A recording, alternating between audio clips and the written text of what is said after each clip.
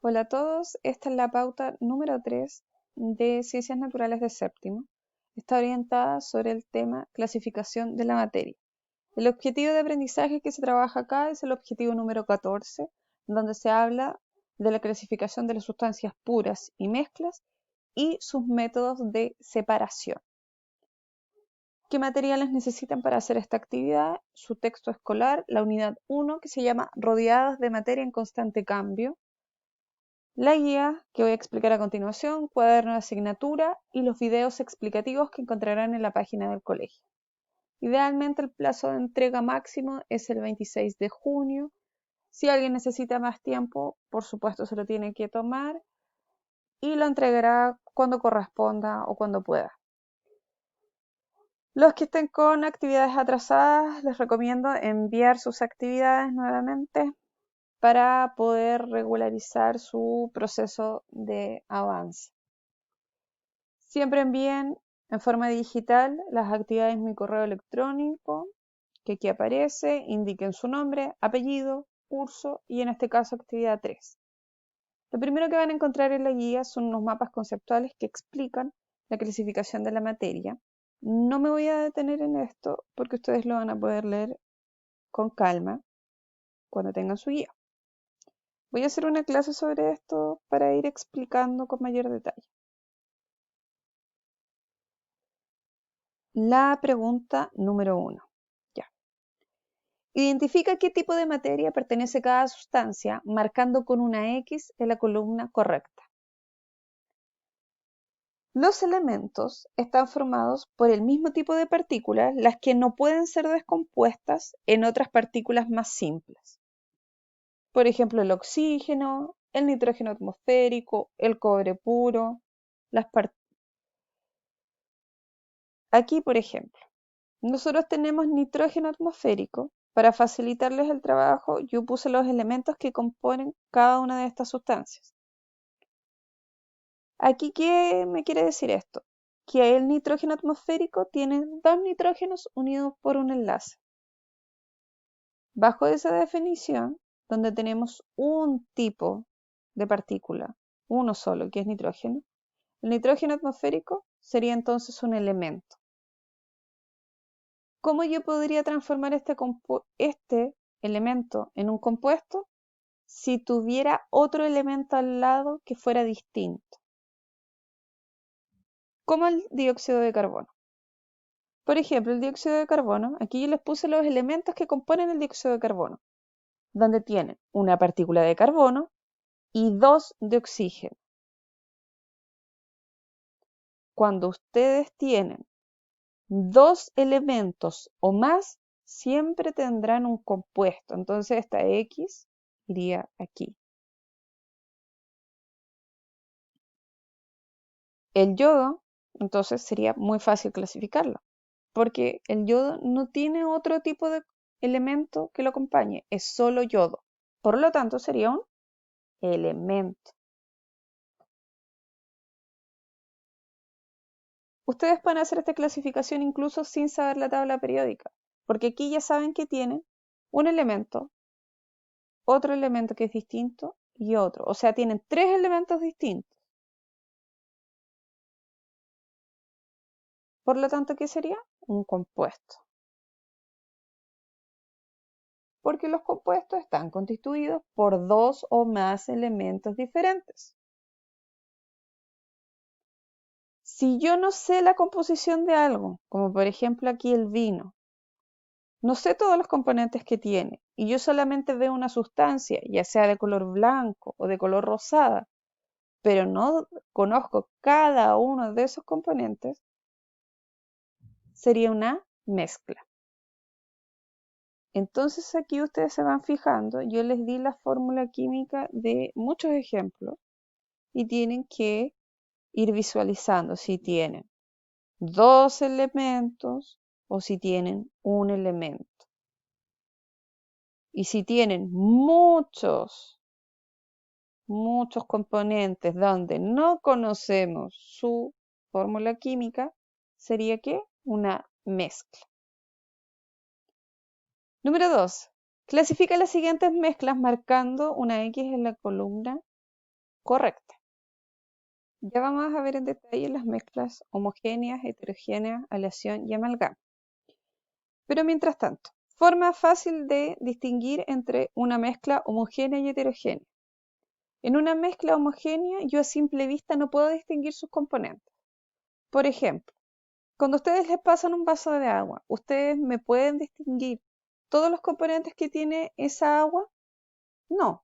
De partida el agua es incolora, no tiene olor, no tiene sabor, el agua en estado natural sin que yo la mezcle con nada. Por lo tanto, inmediatamente sería una mezcla homogénea. ¿Qué pasa si yo les paso una galleta con chip de chocolate? Esa galleta, ustedes a simple vista, sin hacer ningún tipo de análisis, podrían distinguir que tiene chocolate y que tiene masa. Por lo tanto, ¿qué sería? Una mezcla heterogénea. Por supuesto, ustedes van a consultar más arriba sus mapas conceptuales que contienen información donde van a darse cuenta que las aleaciones y las amalgamas son mezclas homogéneas. La amalgama, ¿cierto?, es producto de la combinación, fundición, o sea, que se derriten dos o más elementos. La aleación es una mezcla homogénea producto de la combinación de elementos en estado sólido. Los vamos a ver en más detalle en la clase que les voy a dar.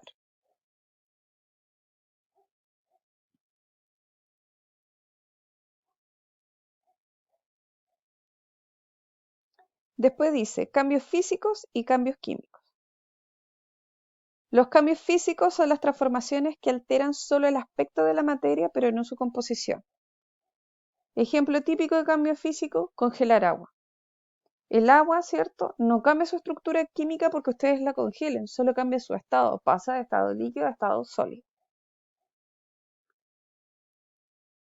Cambios químicos son las transformaciones de composición química de la materia, por lo cual se generan otras sustancias. Ejemplo típico de esto, combustión. Si yo quemo un papel o quemo madera, esa madera, ¿cierto?, ya no puedo reconstruirla, no, es un proceso reversible, porque la madera ¿en qué se va a transformar? En ceniza, en humo, luz y calor.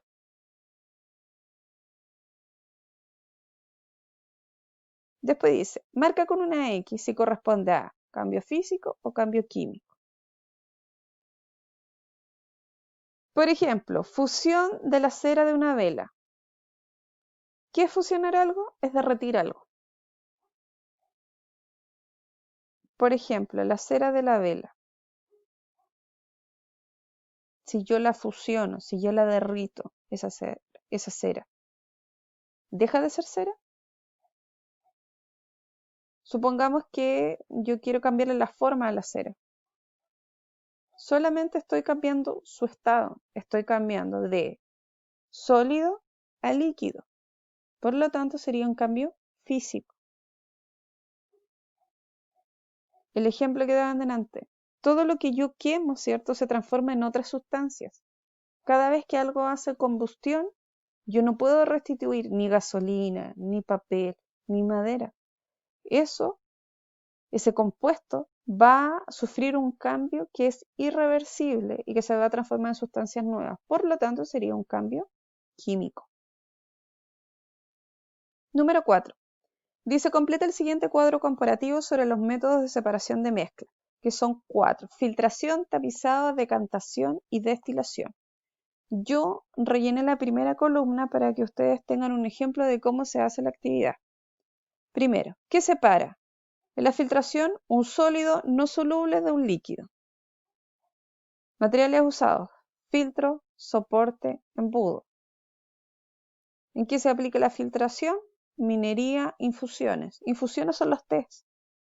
Principio, ¿en qué consiste la filtración? Se retienen las partículas sólidas de la mezcla, las de mayor tamaño, ¿cierto?, quedarán en el filtro y las más pequeñas pasarán a través de él. Lo mismo entonces, ustedes van revisando su libro o investigan en internet para completar los otros 3 métodos de separación de la materia.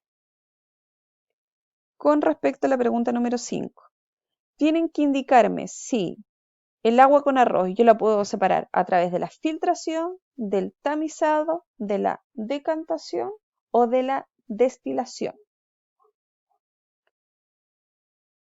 Cada uno de estos ejemplos, ¿cierto?, de mezcla, ustedes deben indicar qué método de esos 4 se va a utilizar para separarlos. Número 6. La destilación separa los líquidos de acuerdo a sus puntos de ebullición. Los puntos de ebullición es la temperatura en la cual un líquido se transforma en estado gaseoso. Todos conocemos que la temperatura de ebullición del agua, ¿cierto?, son 100 grados Celsius. Aquí les van a dar otras sustancias: acetona, ácido acético, benceno y éter etílico. La pregunta es, ¿cuál es el orden de separación de estos líquidos? Para ello ustedes, ¿cierto?, se tienen que fijar en las temperaturas. Tienen que ir ordenando las temperaturas de menor a mayor y así pueden establecer el orden en la cual se separan. Primero van a salir los líquidos que tienen menor temperatura y el último líquido en salir va a ser el líquido que tiene mayor temperatura de ebullición.